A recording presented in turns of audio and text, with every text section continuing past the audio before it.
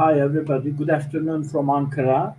We have now at the second session of the International Conference on the Middle East and North Africa. Since we have five distinguished panelists, and I will be try to quite short as an introduction, then I will pass on to our distinguished panelists. As you know, the symposium started in the morning, and it covers the issues concerning the Middle East and North Africa, which are quite distinctively significant political and geographical areas around this region. We know that we have been witnessing a lot of developments. Some of them were quite negative for many years, and unfortunately, we have still some developments which are quite unpleasant in the region.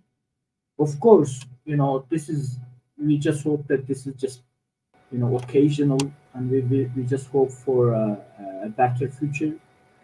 And this symposium is actually concerning especially the opportunities based on the developments and initiatives. We just hope that there would be a better future for the region, for both regions actually. In this session, we are going to try to address the challenges facing these regions and maybe opportunities for a better future. So I just want to stop here without taking too much time, and I will go to our panelists who are actually going to address the challenges of these regions. According to the list, I am going to start with Professor Patrice Broder.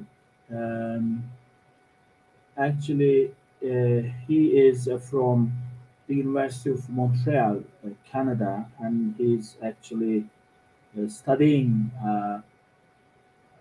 many issues concerning the region, especially the contemporary thoughts about Islam and the dialogues between religions, so which are quite significant concerning these two regions. Professor Broder, I just want you to pass the stage to you, please. And we have a very limited time, so I just want you to restrict your presentations about 7 or 8 minutes, if possible. Then we will have some time at the end for questions. Çok teşekkür ederim. Günaydın. Thank you very much. Good morning. Sabah al khair. Boker tov. It's a pleasure to be here, and I want to thank Professor Murat Aslan for the invitation. Let me begin briefly by saying that I was able to listen to the first panel for the most part, and therefore shall not repeat the many challenges which the MENA region is facing. I want to focus a little bit more on the second sort of agenda for this agenda, which is basically in order for MENA to proceed to a state of stability in the long term, and I'm using language from the concept note for this conference, there are multiple kinds of steps that need to be taken on everyone's agenda in order to address how these challenges can actually smooth the regional well-being overall. And so let me give you some examples, first by saying that there are a variety of dynamics that I will call glocal, in the sense that many of the local actors that are promoting sort of peaceful, dialogical, sort of respectful sort of dialogue over very deep, at times, differences, trying to sort of sift what's similarities between different identities, whether they are ethnic, religious, national, ideological. As they do that, then there is a sense of urgency in order to humanize the relations today, given sort of the war context that affects so many different regions directly, from Gaza in particular, as well as many other regions in the area with different degrees. What I would like to say is that there is complementarity between sort of the local initiatives, the national initiatives, and the regional ones, as well as many involvement and funding and help coming from the international community for different sort of initiatives in the MENA region. I think that it's very important to understand this as complementary and not as necessarily sort of an intrusion from the international towards sort of the region. In many ways, because much of the impetus for funding those activities are stemming from people that are either somehow sharing an identity with identities that are in the region, whether it's national, religious, or ideological, and therefore, because many of the participants and helpers internationally to the region of MENA are doing so because they are also binationals, sharing sort of a Western often, as well as maybe other regions of the world, and one country or another in the Middle East. I would like to just say that, therefore, there's complementarity in the ways in which the civil society is organized through NGOs officially and through FBOs, faith-based organizations that are connecting sort of religious organizations to prevent the further dehumanization of discourses regarding differences, both intra-religiously as well as inter-religiously. And I think it's important to recognize sort of the leadership of many of the religious leaders taking place in the region towards that end, despite sort of the tense situation at the moment, to say the least. I would like to sort of mention a few organizations because that sort of is tangible examples of involvement. Some organizations are working again sort of internationally in the region. I can think of CAICID, the International Dialogue Center, now based in Lisbon, that has in particular sort of an Arab region program wing, and they've been involved in doing a lot of work to try to address sort of the issues of hate speech online and training people, social influencers to that extent, especially younger people, as well as providing sort of in-person training on dialogical skills to apply to different dynamics in the MENA region. And those elements are inclusive of all of the religious diversity in Arab countries in particular. And there's also initiatives that are taking place across the Mediterranean that involve Israel or Israelis at times, including a fellowship program that has an international wing that includes people from the region. The many examples of the people trained in those programs, of which there are more than probably over 100 of these young persons that have been trained in dialogical skills can be found on the website in best practices, as well as in the fellows wing of the CAICID website. And these are often local initiatives that are really trying their best to keep sort of to the importance of keeping the dialogue between people of different religious and cultural and ethnic backgrounds in the local context. And these include people from almost all of the MENA regions at the moment. The second example I want to give is more from a Lebanese perspective, at least initially. It's Adyan, and they work primarily in Lebanon, but also in the region, as well as a little bit in Europe. And Adyan has been at the leadership at the moment of a woman, and they're involving many women also on an equal basis in their involvement in promoting respectful sort of dialogue that deals with the importance of providing sort of better education that teaches people about citizenship, common citizenship, as an alternative often to thinking of some religious communities or ethnic groups as minorities within national frameworks. Rather than putting the emphasis on minority-majority dynamics, they put the emphasis on sharing a common citizenship that requires sort of all people living in a country to actually better understand and work from. And that enhances the quality and the respect in the ways in which people interact with each other, from the local to the national to the regional. A third example is in coming out of Syria and the Syrian diaspora, in part sort of doing activities in Gaziantep, in in Turkey, and this is Tastaqil. And so it's an Arabic-speaking sort of primarily, it is a woman-led civil society organization that addresses questions of interreligious and inter-ethnic dialogue, primarily to address the Syrian diversity of identities towards peace building in a very concrete way. And its founder and one of its leaders is Hind Kabawat that we heard earlier today.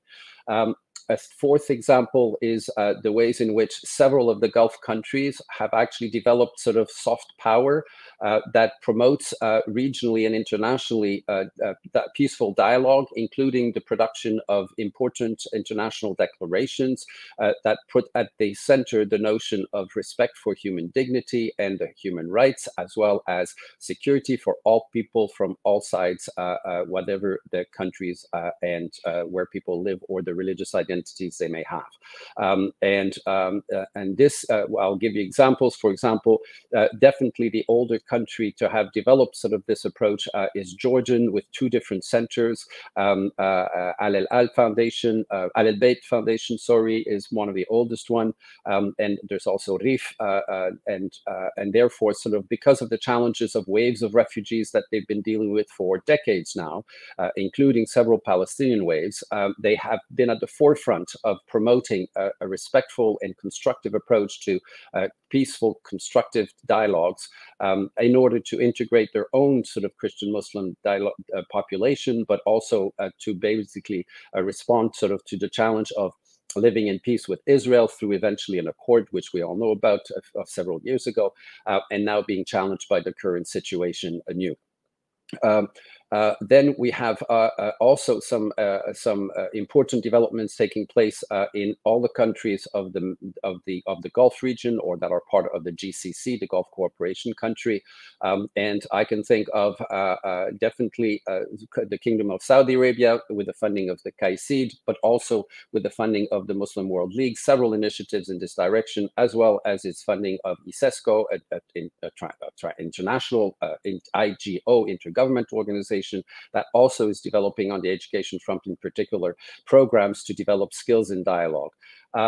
Then we have the Doha International Center for Interfaith Dialogue, based in therefore, of course, Qatar, that often has provided sort of annual, for several years, over a decade, of annual sort of international conferences as a platform in order to bring a variety of different actors internationally to the region, and also invite local regional dynamics being the majority of the participants to such events.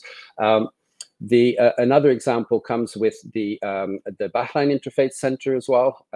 There's also efforts coming out of all the way at the other end of the MENA region, out of Rabat, with the Center for Research and Training in Religious Relations, which is led by a woman. And this is important to mention because in this particular area of work, I would say sort of construction, peace, transformation, you see the leadership of women coming to the fore in a very powerful way.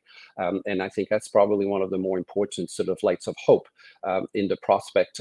And I'm asking, therefore, where are those women in the different efforts at resolving the current political situation, in the efforts towards the incredibly urgent need for a ceasefire? Another example is the efforts coming out of the United Arab Emirates with the Muslim Council of Elders at the Sheikh Zayed Grand Mosque that led to the Common Fraternity document, the Human Fraternity document of Pope Francis and the Grand Sheikh of Al-Azhar. Of course, these are international, but they are sort of coming out and stemming from soft power from the MENA region. And finally, there's also some efforts coming out of Oman that is at a very interesting conjunction, being a primarily Ibadite state, therefore neither Sunni nor Shiite, that actually also fosters Christian-Muslim relations, as well as more recently including Jewish communities as well. The challenge is that in the Abrahamic Accord, it's primarily based and developed for economic perspective without having included Palestinians in the process, and therefore has been a leaping process that requires sort of more involvement of Palestinians, number one, but also a wing that addresses civil society policy development in order to basically enhance the quality of dialogical training in the educational system, as well as in policy making at all levels of the different nation state societies. So on that note, I will end given the little time given. Teşekkür ederim. Shukran. Thank you. Okay, thank you very much, Professor Broder. Professor Patrice Broder, try to summarize the initiatives concerning increasing the dialogue in the region. That's quite valuable. Of course, there will be some questions about these initiatives to understand them further at the end, maybe. Thank you very much, Professor. And our second panelist is Ambassador Professor. Actually, I should say that Professor Heinrich Kraft is also an ambassador, and he has a wonderful career as a diplomat and as an academic. There are a lot of studies concerning many issues around this region. So that's why it would be quite enjoyable and helpful and beneficial to listen to him. Professor Heinrich Kraft, please, stage is yours. Well, Professor Asa, thank you very much for this introduction. Good morning or good afternoon to everybody. I unfortunately missed the first panel, so I apologize if I'm repeating issues which have already been dealt with. Of course, if we talk about the MENA region, we first have to take into consideration that it is a very diverse region. It can be, of course, segmented in very different ways, but two defining characteristics are, of course, the availability of fossil fuels and the size of the native population. If you take these two characteristics, you can largely segment the region into three groups: the resource-rich and labor-abundant countries like Algeria, like Iraq, like Syria, and the resource-rich but labor-importing countries, all the GCC countries, but also Libya, and of course the large number of resource-poor countries, some with a very large population like Egypt, and others like Jordan, Lebanon, Morocco, Mauritania, Tunisia, and not to forget Palestine.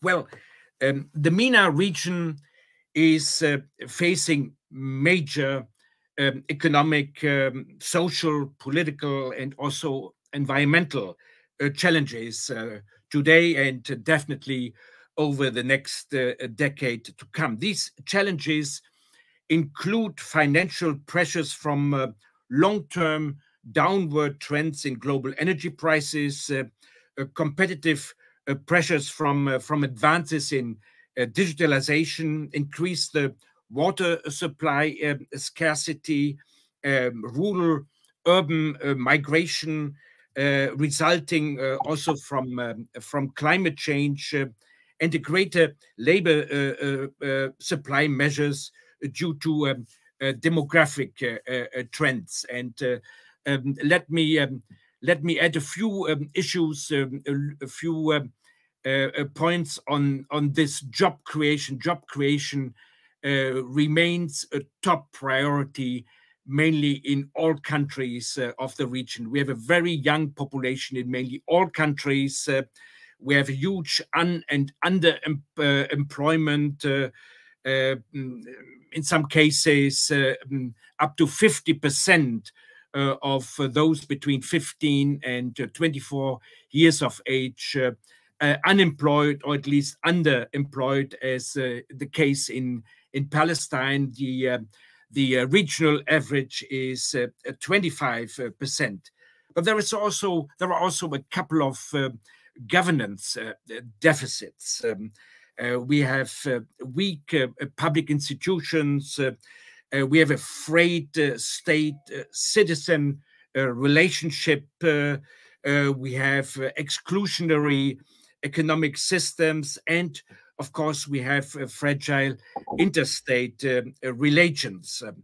What the region needs is a new developmental paradigm, including emphasizing incremental improvements over major reforms, enhancing, of course, transparency and accountability, and creating space for a meaningful citizen participation. Well, of course, there are other issues in the region which we also find in other parts of the globe. Of course, fighting corruption is an issue, strengthening the rule of law, and both is essential for economic growth and development. Well, we have in many countries still a bloated public sector which has distorted the labor markets and crowded out private entrepreneurship. Entrepreneurship in general is relatively low in most MENA countries in comparison with other countries, if other regions on the globe. We have migration issues, we have migration within the region, we have migration into the region, of course, mainly into the GCC countries, particularly coming from Asia, from Indonesia, Philippines, and in India. But of course, we also have migration out of the region, out of Syria. We have seen this in the last many years into Turkey, into Europe.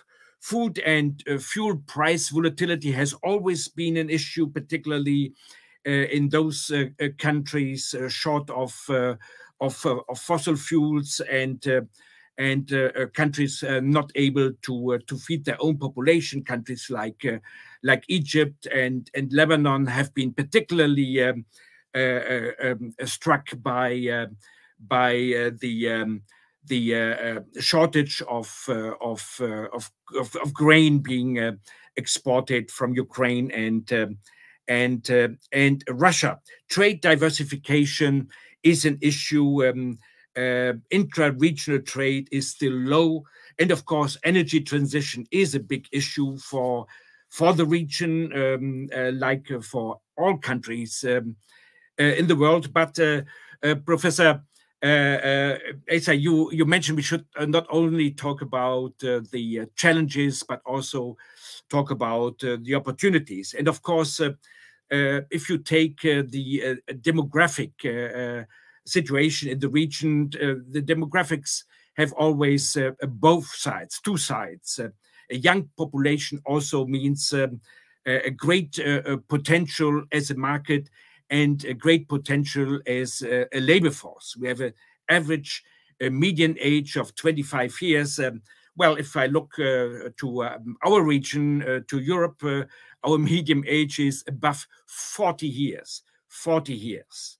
Well, renewable energies have also potential in the region to become a very important economic activity.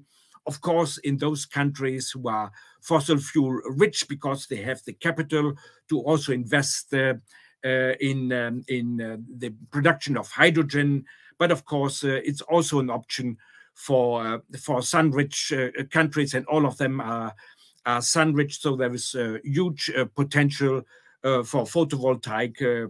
The entire North African region, for example, from Egypt all the way through Morocco has high potential here, also because of its neighborhood to Europe, which will need imports of energy, either in form of electricity or in form of hydrogen in the year to come, as a result of the energy transition going on in Europe. But there is also a significant potential, for example, in manufacturing and in services as well, including tourism, and not only in the countries which have always been the target for tourism, like Egypt, but also for Morocco, and look at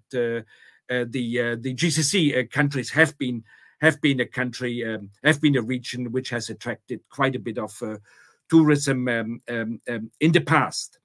Well, there's also another opportunity, and which comes from a diversification of trade and political partners. So we have seen in the last a couple of years the emergence of two major economic and political powers in the region. I'm of course talking about China, and also not to forget India. Of course, China. It was China which has brought Iran and Saudi together. Of course, the U.S. I'm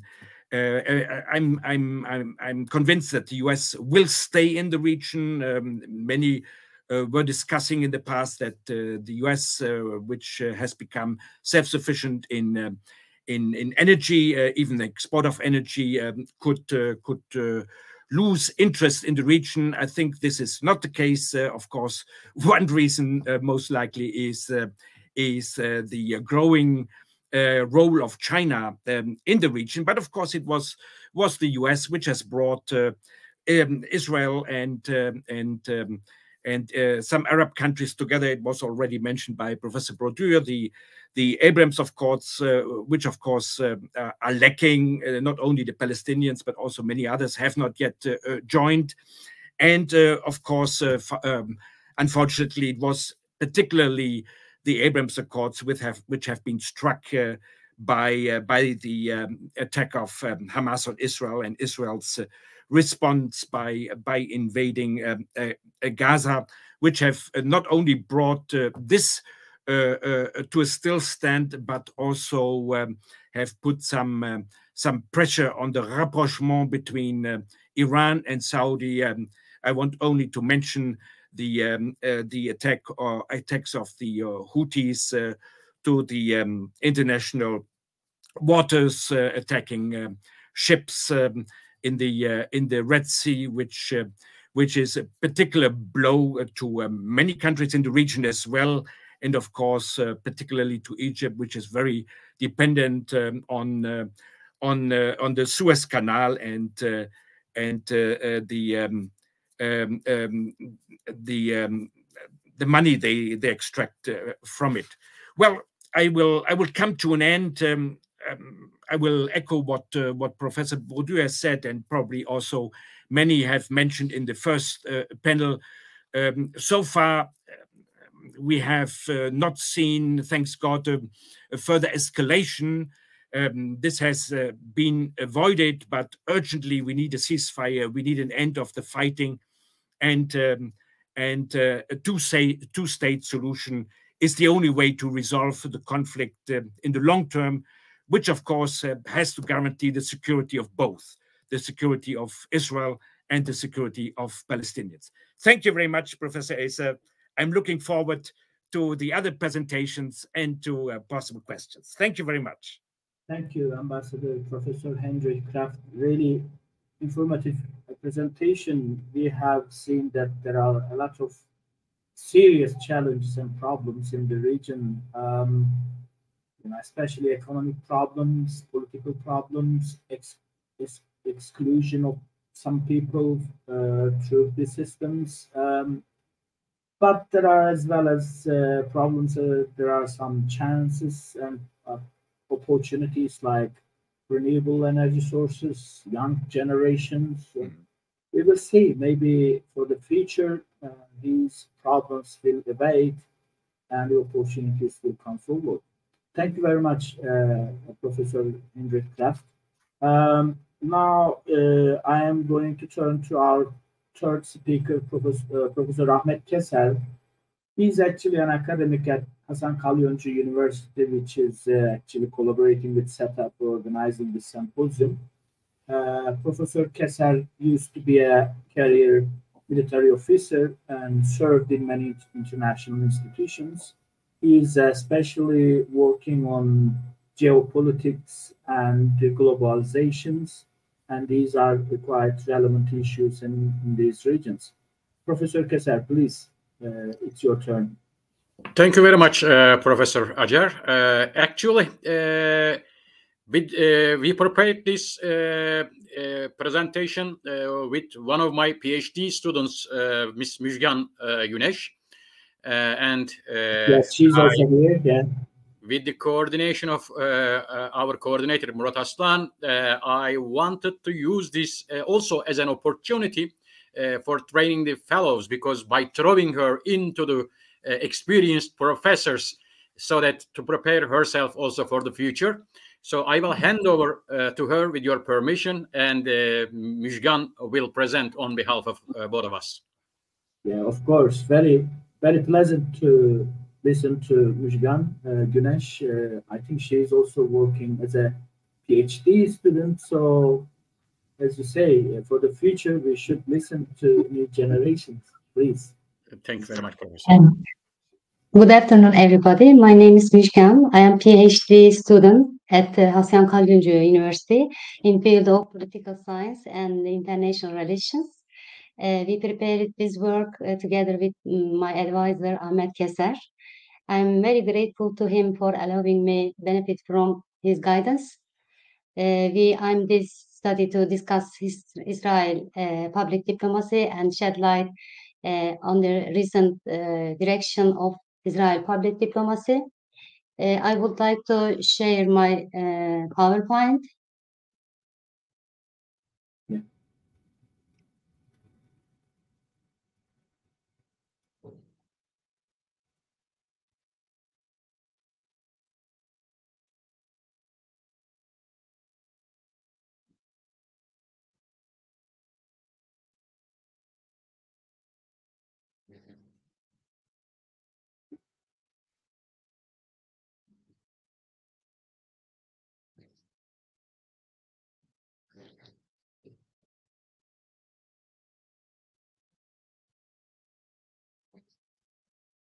Okay, Müjgan, do you need any help? Yes, I tried, but You try.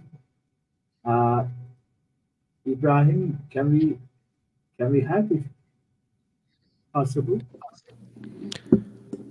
Müjgan hocam aşağıda present butonundan. Hocam görüyorum ama yapamıyorum. Slides bölümünden your computer butonundan yükleyebilirsiniz. Bir saniye hocam.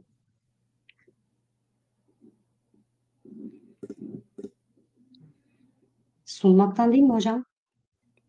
Evet, aşağıda present, Evet. slides, Tamam hocam. your computer diye bir seçenek var. Oradan PowerPoint'i yüklerseniz ben ekranı alacağım. Tamam hocam. Hemen.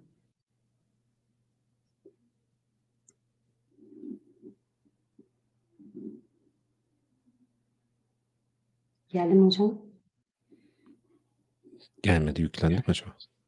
Tamam.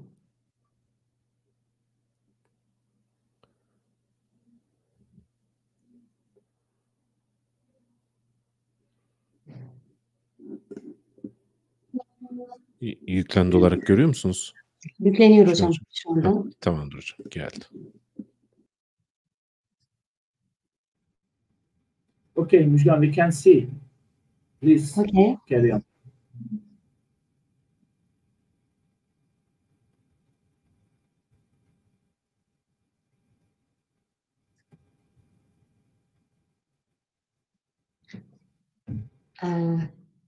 Okay. Let's start. Israel public diplomacy, new strategies and propaganda techniques.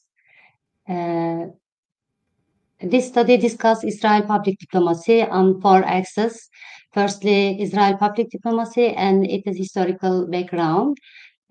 Second, effective actors and various practices in Israel public diplomacy. Israel public diplomacy and propaganda. Finally, public diplomacy during the October. Methodology, this study is based on qualitative research patterns and relies on a literature review. In this context,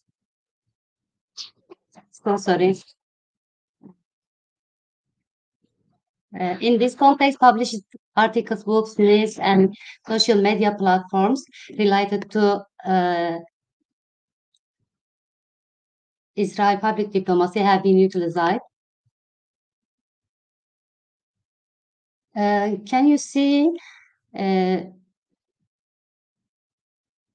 we can see your slides. Now you are on methodology. Okay, thank you.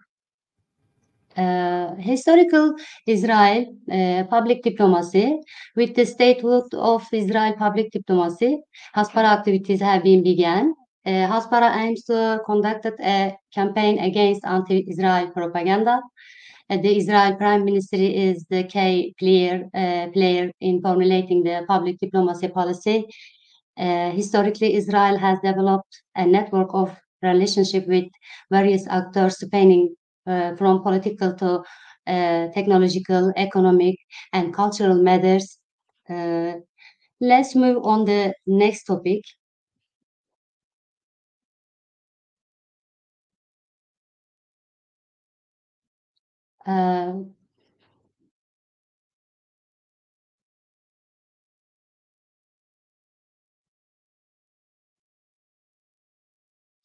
Effective actors and various practices in Israel public diplomacy. We can start cultural diplomacy. There are some activities: Tel Aviv International Film Festival, Jerusalem International Book Fair, Jerusalem Art Festival, Hebrew Music Festival, Carmel Dance Festival, International Puppet Theater and Films, Red Sea Jazz Festival, Purim Festival. Other effective actors, education and academic studies, Israel education system, gender equality, humanism, scientific and technological studies are supported, and it shows structure with equal opportunities in education. Scientific and technological studies very important for Israel. Israel conducted highly effective activities in the field of science. Since 2000, Israel has been a member of the European Research and Development Fund and Coordination Organization. Spicecom satellite communication company provides telecommunication services to European, African, Middle Eastern countries, producing and exporting aviation products such as rockets and satellite imaging systems, aviation computers, instrumentation systems, drones, and flight simulators. In the field of computer science, Technion and Weizmann Institute of Science are among top 20 academic institutes globally. Intel and Microsoft established their first overseas research and development centers in Israel. Israel has received a total of 12 Nobel Prizes in various fields. Israel humanitarian aid. Israel strives to create a positive international image by providing various forms of assistance in the field of humanitarian aid to many countries. For example, during the earthquakes in Kahramanmaraş on February 6, Israel provided assistance to Turkey and Syria.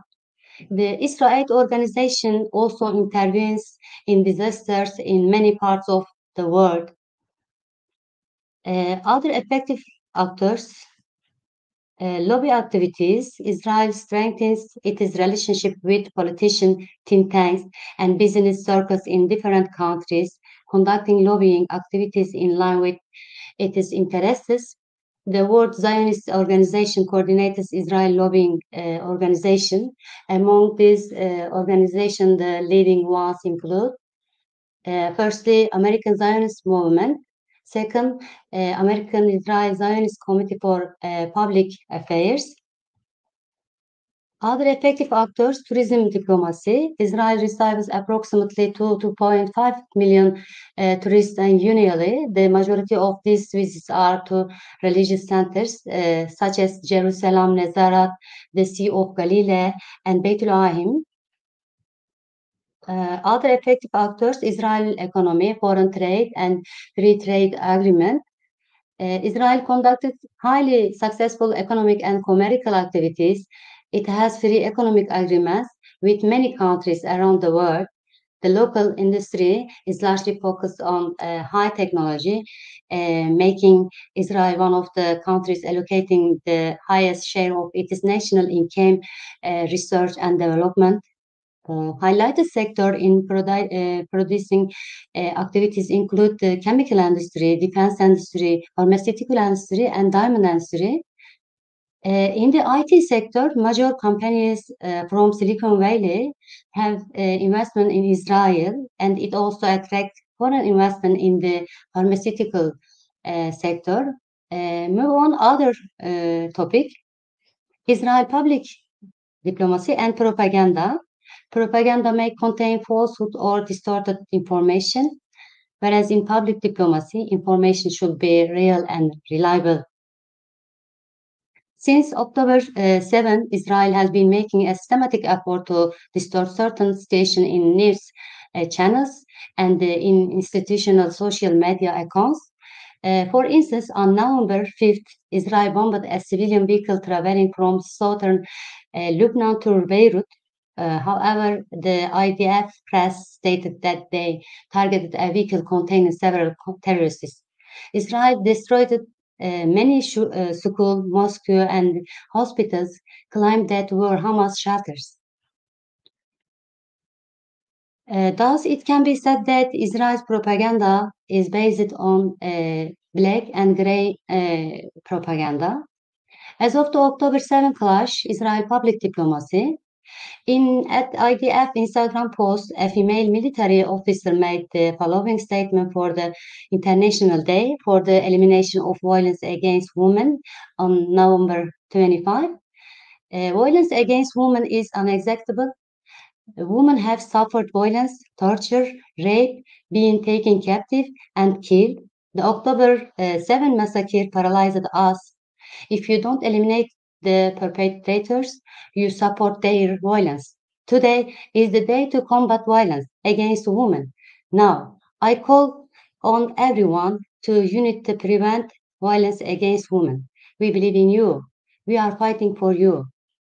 Here, it can be observed that Israel uses a propaganda method of portraying Israeli women as victims and the perpetrators of violence without considering the women who died and suffered violence Palestinian. In conclusion, Israel's relationship with regional and global political and historical dynamics is connected to public diplomacy. Literature reviews also support these findings. Israel constantly places significant importance on global public diplomacy to meet its need for self-presentation, explanation. Israel has been unique, successful in its public diplomacy, with effective actors in various fields such as education, technology, economy, tourism, culture, and lobbying. Social media accounts and official statements related to public diplomacy practiced during the conflict starting from October 7, 2023, provide explanatory insight into recent Israeli public diplomacy. It can be said that diplomatic discourses have evolved in addressing societal sensitivities and issues related to influential groups, anti-Semitism, women, children, etc., during the conflict-ridden period since October 7, 2023. With the large-scale attack of the Hamas organization and the capture of over 2,200 civilians, Israel's hand in public diplomacy was strained. The statement suggests that Israel Ministry of Defense constantly sought to influence and direct public perception, both globally and regionally, by publishing interviews with captives, their families, and footage of attacks. It also indicates that digital public diplomacy as a form of strategic communication involves conducting gray and black propaganda. However, during the conflicts on October 7, the significant aspect of strategic communication in public diplomacy involving two-way communication seems to have been set aside. Instead, the statement proposes the public diplomacy used by states as a soft power mechanism has become more aggressive and orientated toward hard power, leading to Israel's inability to sustain its previous successes in public diplomacy.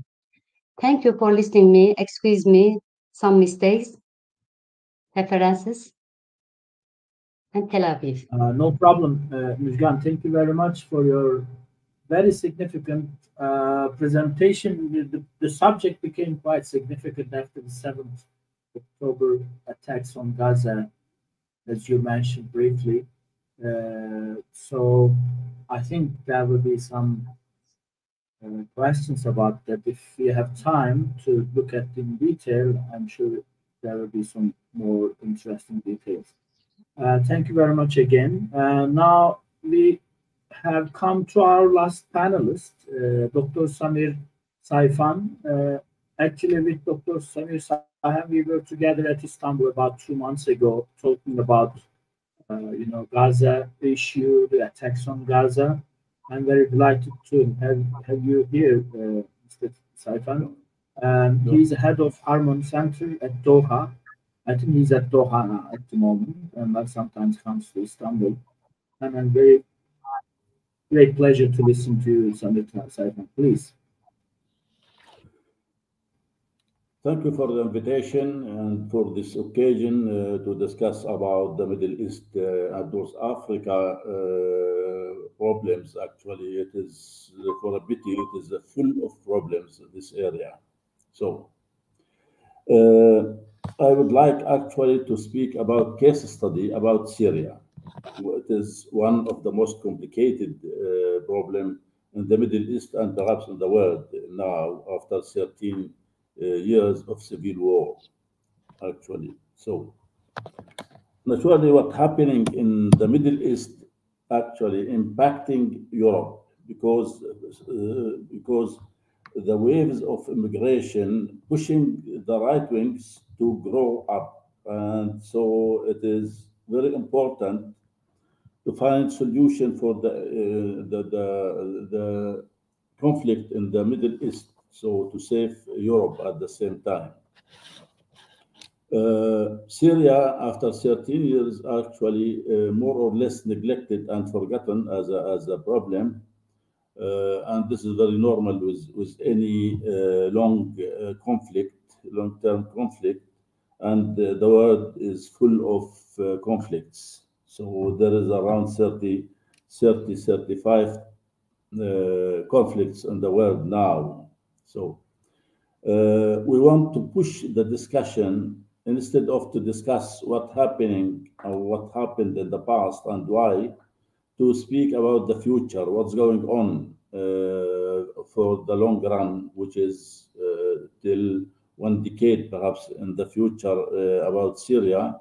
We launched this project with Center for Conflict Resolution and Humanitarian Work in Doha. So we are both belong to Arab Center for Research and Policy Studies in Doha, headed by Dr. Bishara. So, first of all, we prepared a report about the situation in Syria itself. Syria, as you know, divided in 4 controlled areas.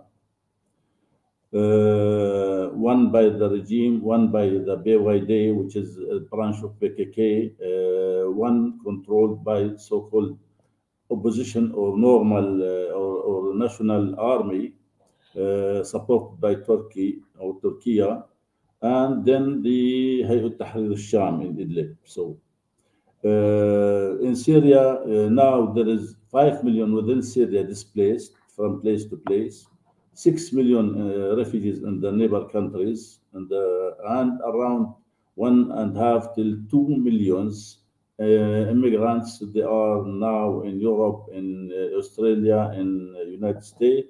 The situation is deteriorating, especially in the area of the regime, and the people leaving this area every day. And this is so. What happened for the Syrian population is damaged, actually, not just through bombarding and killing and arresting and disappearing, but also a big part of the Syrian, they are leaving Syria forever, and who left Syria and Europe or United States or etc., they are not coming back. In Syria now, there is around 13 million in Syria, and outside Syria, 13 million Syrians need AIDS, and 80% of the population within Syria, they are under the line of they are poor people, the armed actually. So it is very complicated.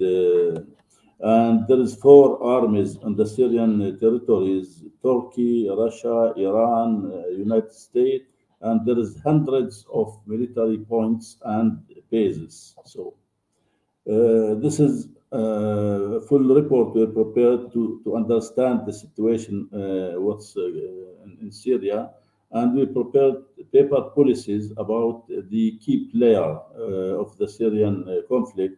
This means the key players, they are Turkey, Iran, Russia, United States, Israel, GCC, and Europe.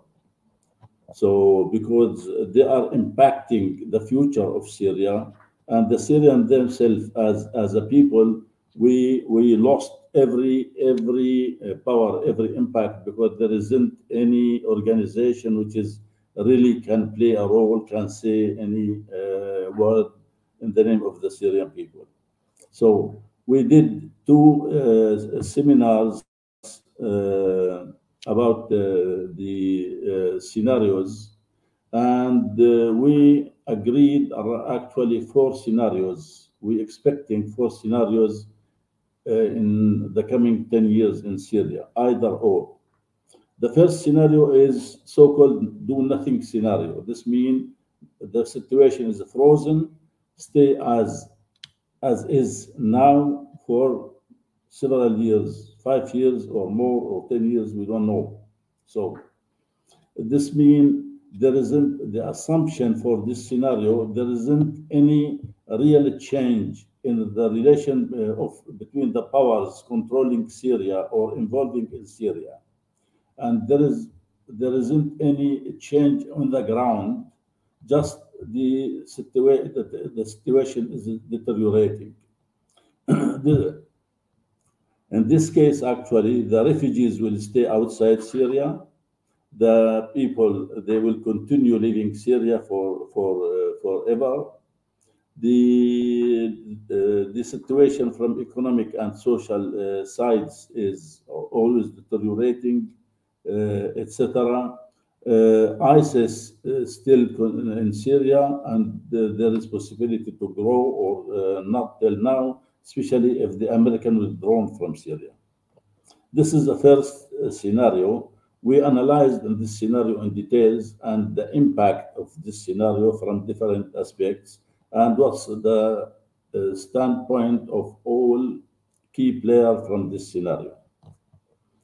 The second scenario is withdrawal of the American from Syria.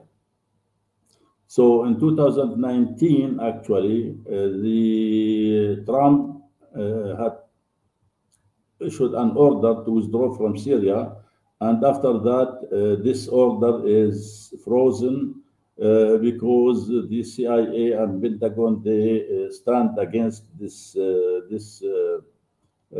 decision.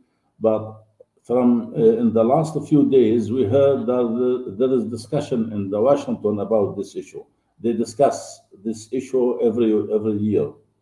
But today there is a news that there is agreement between Iraq and United States to put a plan to withdraw from Iraq, perhaps within some years. If the United States withdraw from Iraq, the United States withdraw from Syria. Now this is another scenario. If the United States withdraw from Syria, the PYD will go directly to the regime, because to protect themselves from Turkey, because Turkey considering this area as threat for the national security. So to protect themselves, because now they're the American. If the American withdraw, they will go to the regime. The regime will control this area, which is around 25% of the Syrian territory. And this area is the area of oil production and wheat and agriculture area. It is a rich area, actually. and the Russian troops will go there. That's why now there is Russian troops. This is one scenario. Turkey, from one side, they have interest in this scenario because the possibility for BYD to build kind of sovereignty area or kind semi-independent area in Syria, it will disappear. So, but from other side, this scenario will create pressure on Turkey, where Turkey controlling 3 areas, so-called Dir al-Furat, Nab al-Salam, and I forget the name of the Dir al-Furat, Nab al-Salam, and I forget. So it will create pressure on Turkey. Turkey, in this case, could jump and to negotiate with the regime to find kind of normalization of the relation between the 2 countries. But Turkey is keen to make some special arrangement for the these 3 areas were controlled by Turkey in these days. So. And there is a lot of details in this scenario. We can discuss it in the future in details. But this is can provide part of solution, but it is not the right solution. So the big part of the Syrian population, they are not happy with this solution because it's keeping Al-Assad in the power, although Al-Assad committed humanitarian crimes. The third scenario actually could be scenario together between Turkey and GCC. GCC started their program, their project, so-called step by step, but it is not. It was not successful project because the regime is not ready to move any step toward what they want. So for that, it's frozen.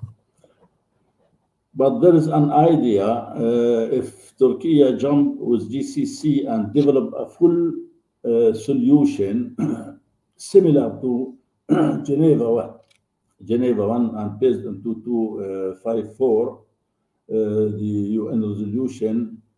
This means to find kind of sharing in power between regime position and the society, but to keep the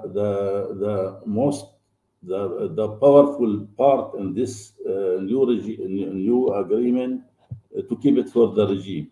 And there is no veto against Al-Assad. Al-Assad will continue. This is one of the scenario. This scenario, Turkey find some interest in this scenario. This means in all cases, naturally this scenario, if they develop as a full scenario, they have to convince the United States, they have to convince Russia, they have to convince Iran, and then to make pressure on the regime to put it in the ground. And this scenario, in this case, if it is based on 2254, this means all international troops, other troops, foreign troops, they will withdraw from Syria. It provides part of solution, but it is not, as I said, the same solution. So this is another scenario. This scenario could happen between 2 to 4 years, perhaps not now. So withdrawal of Iran as a scenario could be next year. We don't know. This is depend on. So what if the Trump, for example, win this election in the United States and he decided to withdraw from Iraq, and so the last scenario actually it is what so-called the Syrian hope. And the Syrian hope, it is not coming before 5 to 7 years. And the assumptions, it needs a lot of assumptions, need some new atmosphere in the area, new atmosphere between the relation between Russia and the United States. We support that the war on Ukraine will come to the end. The war against Gaza will create some something new to the Palestinian issue and to the Palestinian state.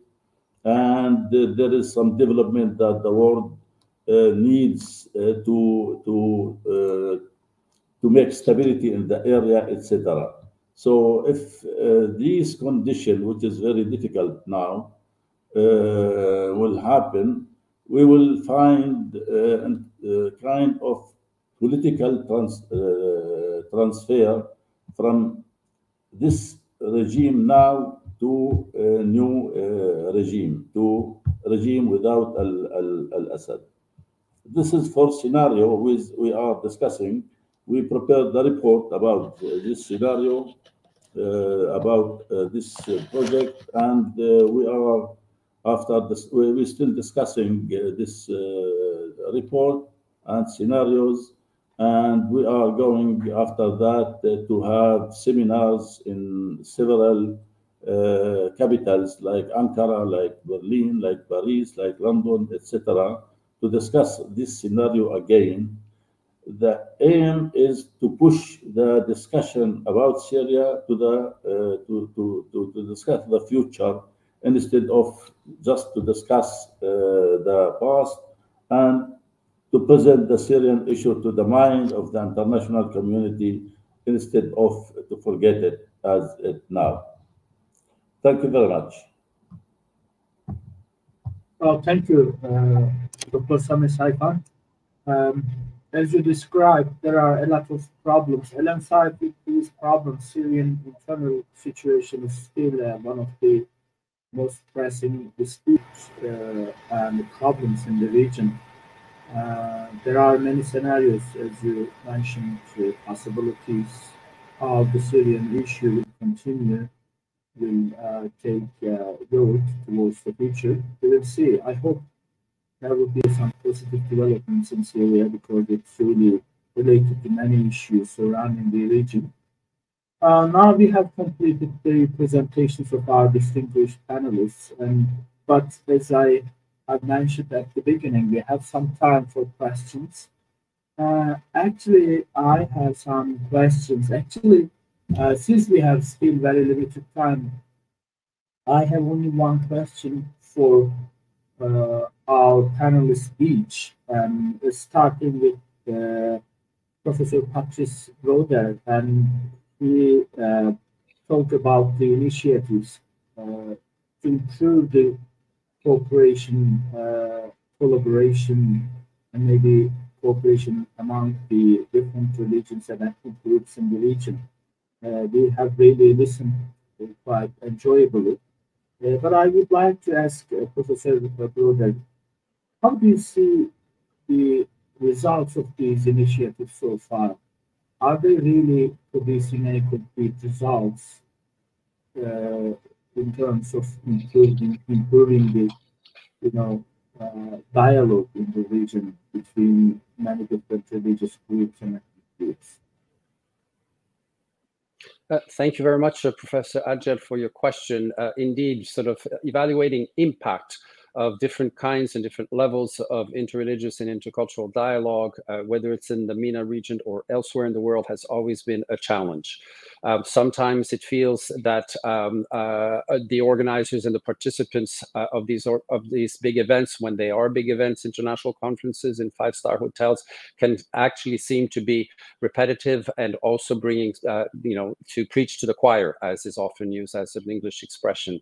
That's a valid sort of, to some extent, sort of claim that is waved against those initiatives. For having participated in many of them, I think that it's very important to also understand that in the long term, for individual change makers to make a change, they need to develop solid, trustful relationship with individuals. And these trusting relationships are not created by one-time events. They are created over meeting and encounters in persons over time. And so the overlap between participants to many of these international events, I think, does have that sort of longer term sort of importance that we need to keep in mind realistically. Second, I think that most of the more transformative, impactful dynamics take place more at the local level. I think that it's very hard to actually sort of develop sort of these kinds of trusting relationships across ethnic and national and or religious differences. And they often start locally because that's where the tangible sort of peaceful of the neighborhood, the peace of the neighborhood is an aim that is more concretely worked upon. And I can think of an initiative of on Search for Common Ground, an international organization with a base in Israel, Palestine, working in making sure that there is a continued shared humanity which remains between Palestinians and Israeli Jews when it comes to the current situation, especially when it comes to West and East Jerusalem and Mount Zion as one particular point, to be very specific geographically. These are efforts that are carried out in many ways by women, by the way, on that last example of Mount Zion, and it's important to recognize sort of how sort of that is impactful, but to some limited degree. In part because there is a lack of understanding of the need for policymakers at national and international level to more properly integrate religious leadership, and not defined only as the men religious leadership, but the women playing leadership role in religious communities as well. And that dynamic is improving at the UN level all the way down to sort of national frameworks, but often sort of in shuttle diplomacy, for example, when it comes to Israel-Palestine issue, for decades, those shuttle diplomacy, whether they came from Washington or from Paris or London or other places, have never, in fact, interacted with the religious leadership on both the Muslim and the Jewish side primarily, as well as the Christian small minority. But that lack of integration of the participation of religious leadership in political decision-making and processes for negotiating eventually, hopefully, a two-state solution that is viable in the long term, that lack of integration means that religious leadership has been excluded from diplomatic efforts for decades. Recently, there's been a few little efforts in that direction. It is vital because much of the extremist religious language comes from religious extremist language on both sides. And that needs to be addressed by better integrating, because we know the concept of exclusion leads to radicalization. So to the extent that policymakers don't better integrate religious leaders, legitimate religious leaders of organizations that are on the ground existing for millions of people, often that dynamic is not going to be as successful as should be. So that's for the future. And I would just like to say that in the previous panel, there was a reference, of course, to nothing taking place after the Oslo Accords. Officially, that's true.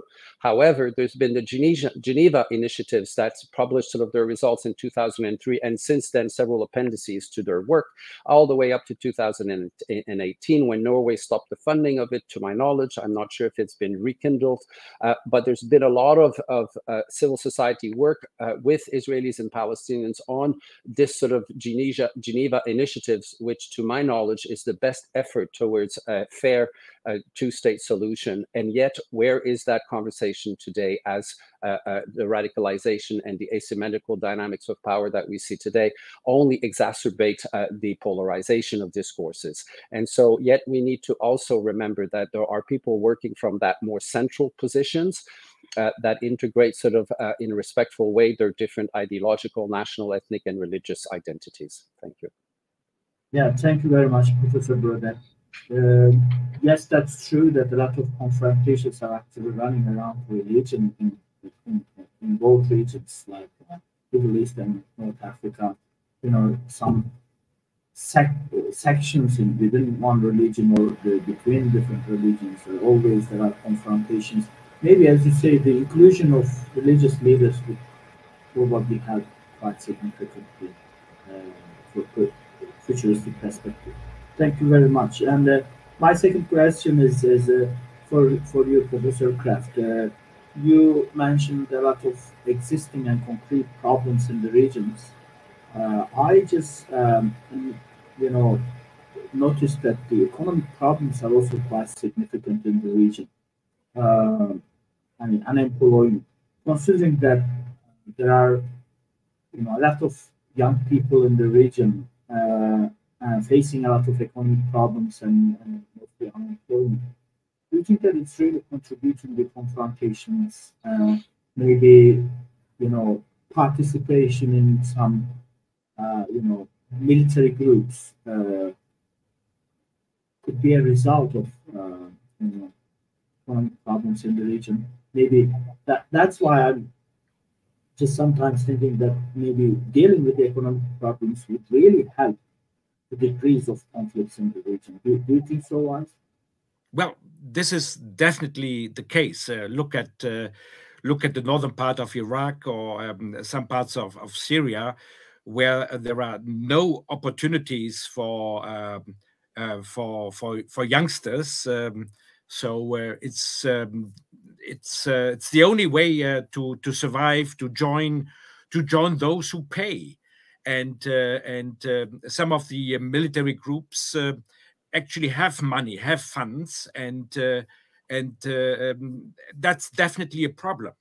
So if it would be possible to create higher growth, particularly in these areas, this would also contribute to stabilize the region. And look at Libya. Look at even some areas in Tunisia, and of course not to forget if we go further south in Africa, to the Sahel region, to Niger, to Burkina, to Mali, the relationship between unemployment and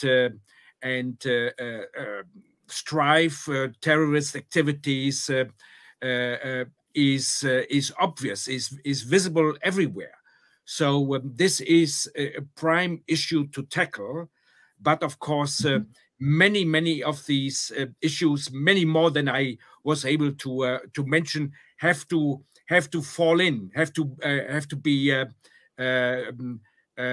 driving to increase the growth of economic growth in the region.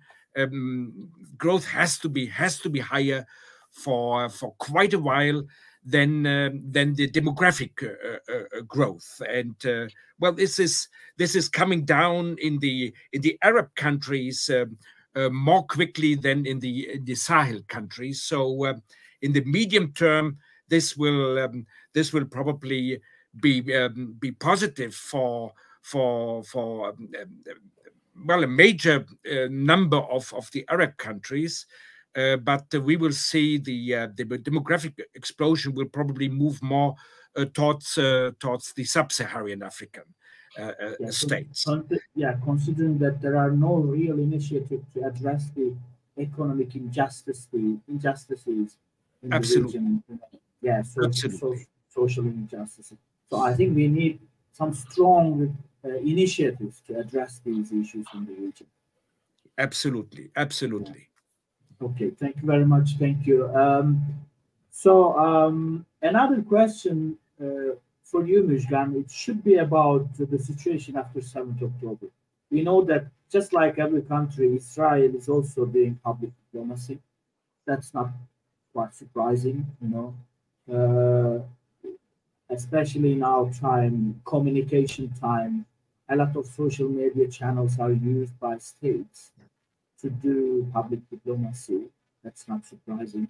But what do you think about Israeli public diplomacy after 7th October? You know, more than 3 months, we have been witnessing a huge amount of attacks on Gaza, and a lot of civilians are killed and still being killed. And unfortunately, that's quite unusual in the recent history, especially after the Second World War. Do you think that, I mean, what Israel can do about this, doing a public diplomacy, you know, is it really effective somehow on behalf of Israel, and is there really a chance to be an effective, considering there are a lot of civilians are killed at the moment, being killed?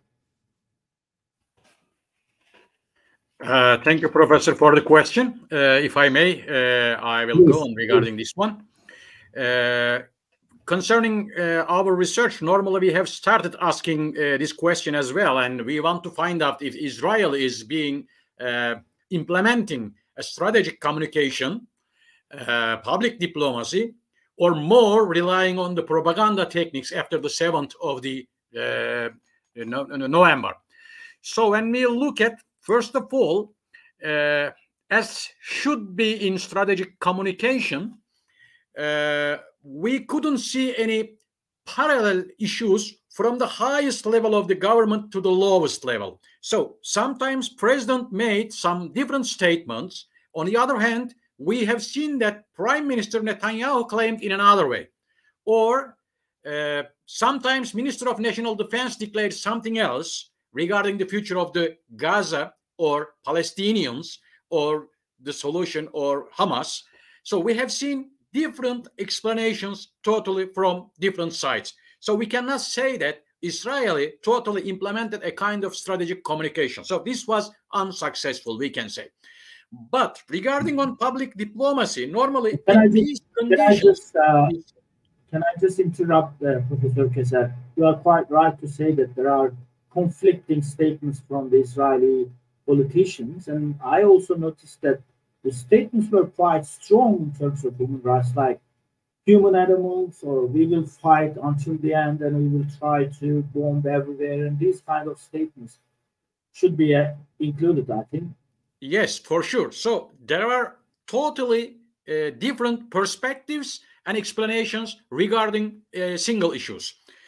The second is concerning the public diplomacy and distinguishing between public diplomacy and propaganda. When we look at after the 7th of November, Israel started relying on more propaganda than public diplomacy, and almost when we look at the institutional social media accounts and their explanations, and even in the conventional media, when we made a content analysis, we have seen that almost all propaganda techniques were implemented, showing one side of the medal, neutralization of the meanings of some words, or positive, creating positive meanings from some words, etc. So this will be included, of course, within the article, which will be in the proceedings section, because we have limited time. It is not possible to present all of the things, but we can say that we have seen that the Israeli official units mostly relied on the propaganda techniques after the 7th of November. Thank you very much. So it has been inevitably all about propaganda rather than a real public diplomacy. Okay. Thank you very much. And our last question is for you, Dr. Samir Saifan. And you talked about Syria, which is a very significant problem still, and you mentioned a couple of scenarios which are quite, important for the future perspective. Do you see any chance of, settlement of Syrian problem, at least in medium term, with one of these scenarios, or which scenario seems to be most possible in the near future?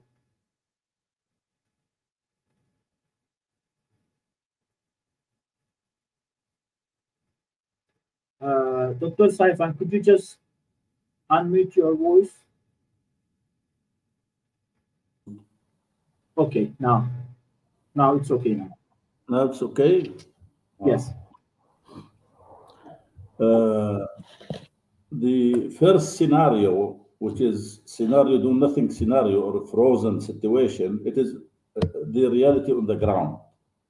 And we are not sure if there is any other scenario will change the situation or will continue another 5 or 10 years. Because when Somalia, for example, divided in different parts, actually, it took more than 20-25 years. So this is one scenario. This is now. So the other scenario, which is not so far, I think, it is the scenario of American withdrawal from north of Syria. and this will create dynamic. Day by day will go to the regime. They will create, Turkey will be happy for that, will create pressure from other side on the 3 areas controlled by Turkey, and Turkey has interest in this time to make kind of arrangement with the regime to stay. So this is, I think it is not so far, not far away. If the plan to withdraw from Iraq, we will see it within 1 or 2 months, actually. I think America will withdraw next year or within 2 years. So we'll see this scenario within 2 years.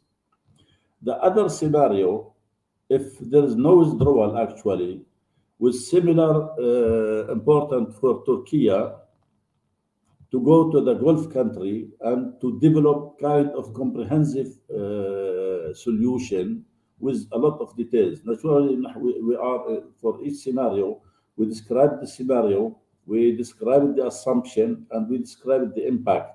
So it is more than 10,000 words, the full report. This scenario, actually, if Turkey are convinced to do that, because the GCC failed with the regime. So if they can develop this project step by step for a comprehensive solution, and could convince the United States and convince Russia and make pressure on Iran, I think we can see it within between 3 to 5 years, not more or less. The last one, the hope of the Syrian, I think it is far away.